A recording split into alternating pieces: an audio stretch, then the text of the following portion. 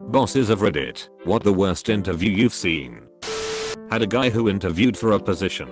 Seemed to do okay in the actual interview, but when he was not selected for the position, he sent us an invoice of a few $1,000s. He charged us his normal hourly rate for his time and billed us for 50 hours. The interview was 30 minutes over the phone with a recruiter and 1 hour on site. He drove to the office, which only took him about 30 minutes to drive. He did itemize the bill for us, and the bulk of those hours were for preparation. We did not pay him. He tried to insist we pay him. We showed our lawyers, who just laughed, so we still did not pay him. The best part was he was interviewing for an hour position. One time an applicant told me that he was temporarily placed in charge of a team, and one of the team members spoke mostly French, so he told him to learn English or get the fuck out of here, and then subsequently sent him home when he did not immediately learn English. The question was, tell me about a time that you worked well under loose supervision. When my dad was going through applications, in the reason for leaving last job part, a man wrote that he had shot his previous boss in the head. His PO had told him to be honest. So this guy went through 530-60 minimum interviews. DevOps role, I thought he was great and was ready to hire him. Just as a formally, I asked my boss to interview him. After 15 minutes she walks out and tell us to send him home. This is what he asked her. I'm not sexist, but I know a lot of other people think women aren't great engineers. So my question is, how is it that you go into such a high level position? Was it luck? Why? Why would you ever ask that? My old boss told me that one of the applicants put Jesus Christ as a reference. He asked him, how would we contact your reference? Since the applicant didn't put any contact info for Jesus, and my old boss was curious on how he will answer. Apparently the applicant told him like this, and then he started praying. I forgot to ask him if he got the job or not, since I couldn't stop laughing. A woman was about 15 years older than I was, and clearly didn't understand that I was the one actually interviewing her for the job. This was an engineering position on my team, making $175K. She was very candid with me regarding her overall personality, and actually put her purse on her lap at one point and doing her macup while we were talking. I guess she thought I was the secretary, and she was making small talk before meeting with my boss. Interviewer, so what qualities can you bring to the team? Applicant, I don't know. Interviewer, well, what do you consider yourself good at? Applicant, I don't know. Interviewer, okay, why did you apply to the position? Applicant, they told me to. Interviewer, who told you to apply? Applicant, I don't know. Back when I was our manager for a market research firm, one of the most awkward interviews was with my candidate and his mother. This 19-year-old, who apparently had previous work experience in customer service, brought his mother into the interview with him. I politely questioned his mother as to the reasoning of her joining in on the interview, and I was told, I'm just making sure this is the right company for him and making sure you're asking fair questions. I decided to roll with it. Why not? This is the most interesting thing I've had all week. So I asked my first question. She answered for him. I politely explained that the interviews I conduct are with the candidate only unless special accommodations are required. I was told I'm not going anywhere. I thanked them both for coming out and explained that the position requires problem solving and critical thinking on an individual level. Unless I'm hiring the both of them under one salary working together as a full-time equivalent, this wouldn't work. I was then told I would be sued and to fuck myself. We had an applicant for a teaching position who stated on his resume that he held a Master of Music degree from Yale. When interviewing him, I asked what he thought of Woolsey Hall, Yale's primary concert hall, and its renowned pipe organ. By his answer and facial expression, I could tell he'd never been there. After he left, I called contacts at the university who confirmed that they'd never heard of him and no one by his name had received a degree there. I once interviewed a guy for a work-study position at a college radio station. The position was for 10 hours a week as a sports reporter. I told him that he would sometimes have to carry the equipment for the remote broadcast of sports, and he immediately took his shoe and sock off and put his foot on the table to show me a scar on his foot. Tells me that he has a plate in his foot and sometimes it hurts, and he wouldn't be able to carry heavy things when it was hurting. TL. Doctor, this dude put his bare foot on a table in a job interview. I've got tons of these. This one is my current favorite. I had a guy come in for a CDL and site work, truck driving and earth moving equipment position. After the initial pleasantries he went on to inform me that he didn't like small talk. His pet peeve is people who socialize too much on the job when there is work to be done. He likes to get right to it and get hammering away on that work. He just doesn't understand these people who just talk instead of getting on with it. Not like him. He's not interested in chatting. No, he's got a better work ethic than these damn kids and he's not going to stand around gabbing about nothing when time is wasting etc etc. He went on like that, no exaggeration, for an hour and 20 minutes. A solid hour and a half including the initial question and answer bit at the beginning. I wasn't even mad, I just let him ramble on. At the end of it, he asked if he would be starting that day or if I needed to do some of this paperwork stuff for him. He hadn't even filled out his pre-hire information forms. Absolutely majestic.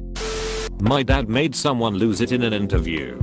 Interview happened in a cubicle near his, and the way the applicant sat, he had a direct line of sight to my dad, while his coworker had her back to him. He sneezed and his dentures flew out of his mouth, right into his garbage can. The guy lost it. He was screaming with laughter. The coworker was really pissed off that the candidate wasn't taking the interview seriously, especially since all he was laughing at was at my dad fishing out something out of a basket.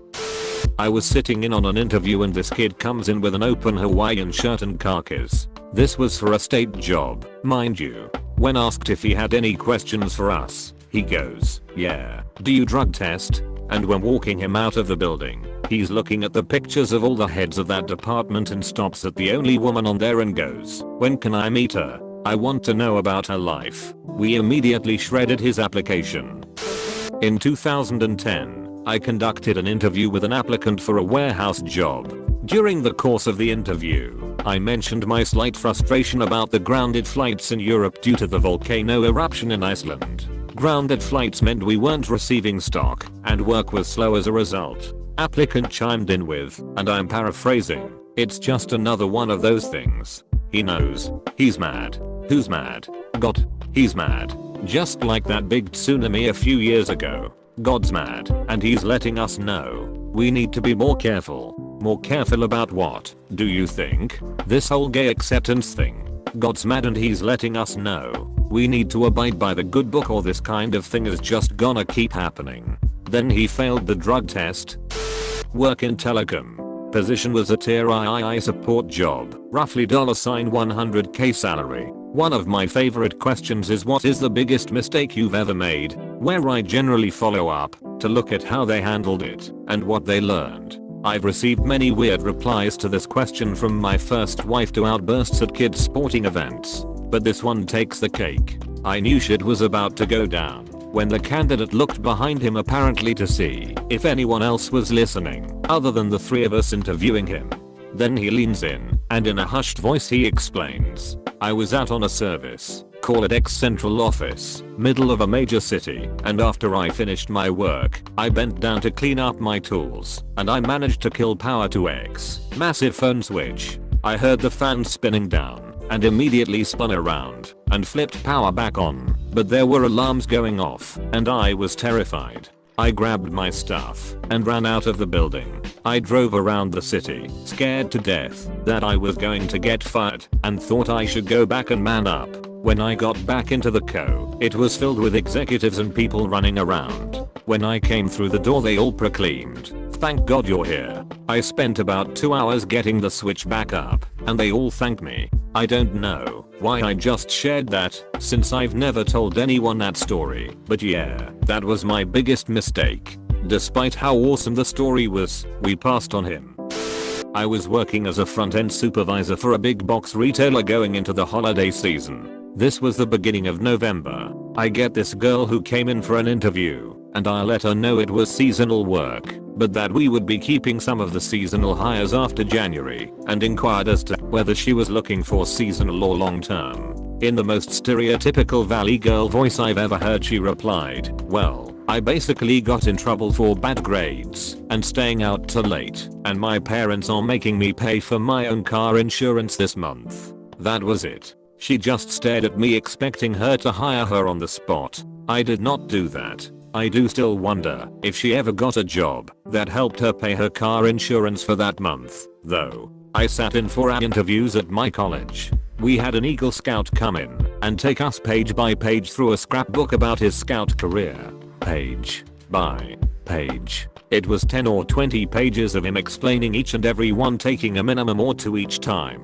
We interrupted him to continue the interview, to which he got a little angry and said he was almost finished. He was able to add a page after the interview on how being an Eagle Scout doesn't guarantee you an rad job. I once had an interview at Home Hardware when I was younger. The boss asked me that stupid "where do you see yourself in 10 years" question, and my dumbass answers "not working at Home Hardware when I'm 30. It wasn't a jab at him. I kinda rambled about having goals and that flew out at the end. So the 35-year-old didn't hire me after I insulted him to his face. Go figure. Now I try and be more present in the moment and less of a dick. I sat in on interviews with a manager at the restaurant I worked at. I remember this application he pulled specifically cause the kid was from the same rough part of town the manager was. The manager comes in on a 5-minute rant on how much he hates scam artists trying to get money off decent people in the streets. Upon hearing this, the kid launched into a story about telling people he locked his keys in the car with his wallet and just needed $20 for pop a lock. Explains he could make $300 on a good day. The kicker? He doesn't have a car. He laughs while all of us stare at him dumbfounded. Manager kicked him out. He got a job down the street. Had a girl sit across from me, put her elbow on my desk, then rested her head flat on her hand so that her head was now sideways. She stayed that way through the entire interview. Another time I asked a guy if he had any special skills. He replied, "Keeping it real with y'all." I'm not a boss, but my boss was actually just telling me about a woman she interviewed for my job about 6 months before I was hired. She came in for the interview in cut-off jean shorts and a nice top that was more appropriate for the club scene. Anyway, my boss decided early on in the interview that this woman wouldn't be hired. After all the initial cliche questions, the woman would answer HMN. I'm not sure. They say their goodbyes. We'll let you know.